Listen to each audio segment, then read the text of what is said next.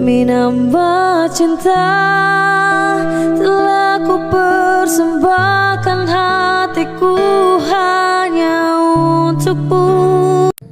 Assalamualaikum warahmatullahi wabarakatuh. Saya Yudi Pramuko, tukang donat dari Parung Ijuber, tertua di semesta.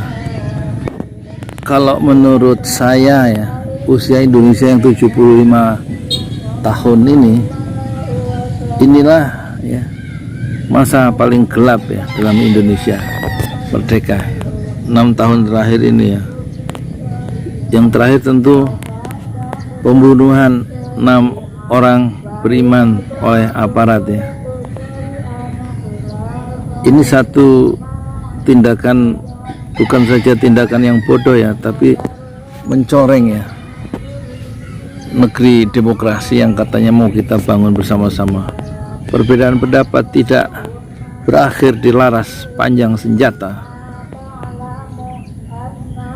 Itu kemudian ada suara-suara mau membubarkan dan sudah dibubarkan Hizbut Tahrir Indonesia dan kegiatan-kegiatan yang dilakukan oleh ormas Islam yang sudah dipilih oleh negara itu tidak sah. Seperti kalau memang telegram itu betul yang kemarin beredar ya, yaitu Majelis Mujahidin, kemudian Hizbut Tahrir, kemudian Front Pembela Islam, kemudian Forum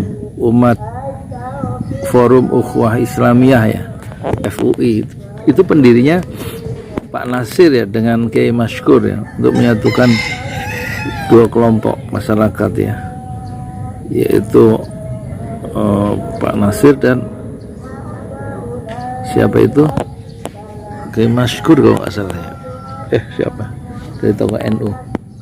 Kemudian terbunuhnya atau dibunuhnya 8 orang waktu peristiwa demonstrasi itu memprotes hasil pemilu di Bawaslu zaman Kapolrinya Pak Tito Karnavian ya. Sekarang Pak Tito jadi Menteri Dalam Negeri dan dia masih memainkan peran ya untuk membayang-bayangi gerak aspirasi Islam di Indonesia ya. Kemudian yaitu Pak Tito kemudian korupsi bansos yang gila-gilaan dilakukan oleh Menteri Sosial, kemudian juga lobster ya. Di masa sekarang itu Menteri melakukan satu perbuatan yang tidak terpuji ya di saat, terus kemudian sekarang ekonomi merosot tajam ya. Ini di zaman sekarang ini, zaman kegelapan ini. Kemudian akan menjadi normal ekonomi itu kalau menurut Faisal Basri atau Ihsanuddin Nursi, saya lupa ya, saya lihat di Helmi Yahya bicara ya. Itu akan normal tahun 2024 ya. Kemudian apalagi masalahnya ya, masalah-masalah masyarakat yang terbelah. Meskipun Prabowo Sandi sudah masuk istana, seolah-olah mereka bersatu dengan Pak Jokowi Ma'ruf, ternyata masyarakat terbelah di bawah ya. Mereka bersatu pada tingkat elit ya, tapi di bawah terbelah ya. Diskriminasi hukum tidak adil, ekonomi tidak adil ya, begitulah ya. Ulama di penjara, pengajian ditutup. Sekarang Menteri Agama yang memiliki narasi-narasi yang anti kelompok Islam tertentu begitu kuat dan membela kelompok Islam tertentu. Masya Allah, ini saya umur 60 ya, dan sudah mengalami berapa presiden, 7 presiden, tapi tampaknya ini yang paling gaduh ya. Dan pemerintah tidak berhasil ya, menyatukan warganya sendiri. Dan sekarang mulai dengan penuhnya penjara dengan tokoh-tokoh politik yang berbeda pendapat dan pembunuhan secara keji terhadap warganya sendiri. Jadi sikap kita bagaimana? Ya sikap saya lah, kita menyerah saja ya di hadapan kezaliman, jangan dilawan, tetapi ucapkan tetap kebenaran dengan panduan dari Rasulullah SAW. Man ra'a minkum munkaran falyughayyirhu biyadihi. Siapa yang melihat kemungkaran, ya, maka ubahlah kemungkaran itu biyadihi, dengan tangan. Fa illam yastati' fa bilisani. Kalau nggak mampu mengubah kemungkaran dengan biyadihi, dengan tangan, dengan kekuasaan, maka ubahlah bilisanihi, dengan lisan, dengan lidah. Fa illam yastati fa biqalbihi. Maka jika enggak mampu mengubah kemungkaran dan kezaliman itu dengan kuasaan, dengan tangan atau dengan lidah, maka ubahlah dengan hati, menanamkan rasa benci terhadap kemungkaran dan kezaliman itu. Fa dzalika ad'aful iman. Tapi sikap benci dengan hati, ad'aful iman, itu keimanan yang sangat ad'aful iman, yang sangat lemah. Nah, jadi saya sarankan, bubarkanlah FPI, nggak apa-apa, nanti Allah akan membubarkan kezaliman itu, ya kan? Hancurkanlah FPI, Front Pembela Islam, terima saja dengan penuh tawakal, dengan penuh kesabaran. Nanti biarkan penguasa yang zalim itu dibubarkan oleh Allah. Lawanlah menurut jalur-jalur hukum sebagaimana yang dipesankan dalam pidato pertama saat penyambutan jenazah atau penguburan jenazah di Megamendung. Habib Rizik akan menempuh jalur hukum. Dan itulah, dan kita berharap yang 6 orang pembunuh itu, oh kok 6 orang, 6 orang yang dibunuh itu, pembunuhnya segera menyerahlah. Dan jika Allah izinkan, biarkan pembunuh itu diadili menurut jalur hukum. Dan kalau ada suara-suara mereka diadili sampai ke Den Haag, di Mahkamah Internasional, tentu saya setuju, ya, kalau memang itu dimungkinkan, ya. Jadi terhadap orang-orang yang dizalimi, menyerahlah terhadap para pembunuh dan terhadap kezaliman orang-orang yang berbuat zalim, menyerahlah kepada Allah. Nanti kalau pendukung kezaliman, kekuasaan yang berlaku zalim itu, kalau tidak menyerah, pasti akan diluluh lantakkan oleh Allah Subhanahu wa ta'ala. Karena sebagaimana di dalam Al-Quran surat Al-Ankabut ayat 40, ya, orang yang bergantung tidak kepada Allah, maka dia orang yang lemah, seperti lemahnya rumah laba-laba. Di dalam Al-Quran begitu. Kalau penguasa atau kezaliman itu bergantung kepada adanya kekuasaan, bergantung kepada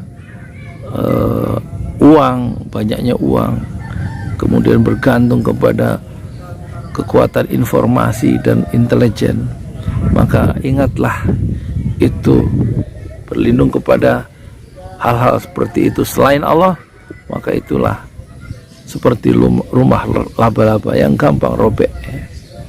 Dalam Al-Quran, inna ahwanal buyuti, sungguhnya serendah-rendahnya, sehina-hinanya, selemah-lemahnya rumah, la baitul ankabut, yaitu rumah yang dibikin oleh laba-laba.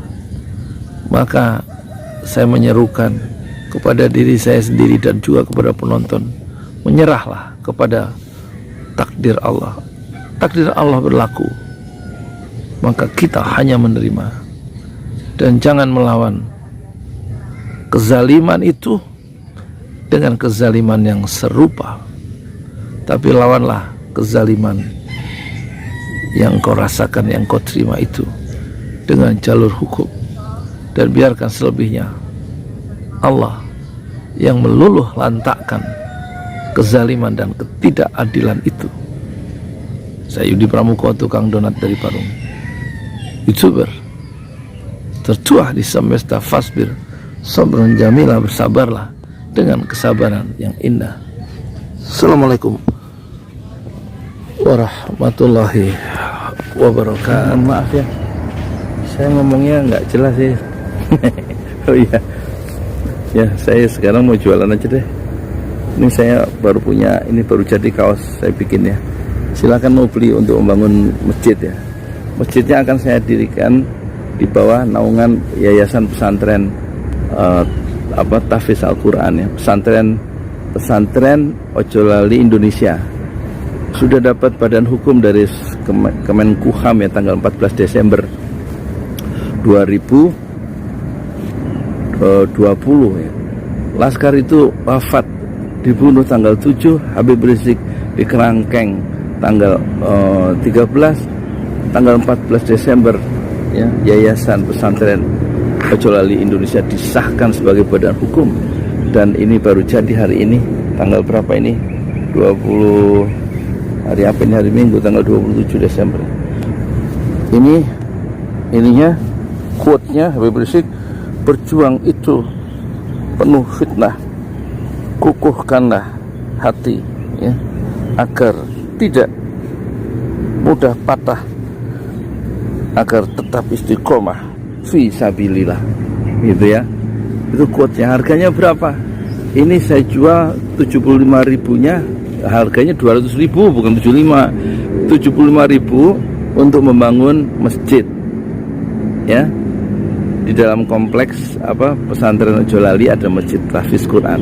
Namanya akan saya bikin Masjid Syuhada atau Masjid 6 Syuhada, di bawah Yayasan Berbadan Hukum Pesantren Ojolali Indonesia, dengan jualan kaos ini.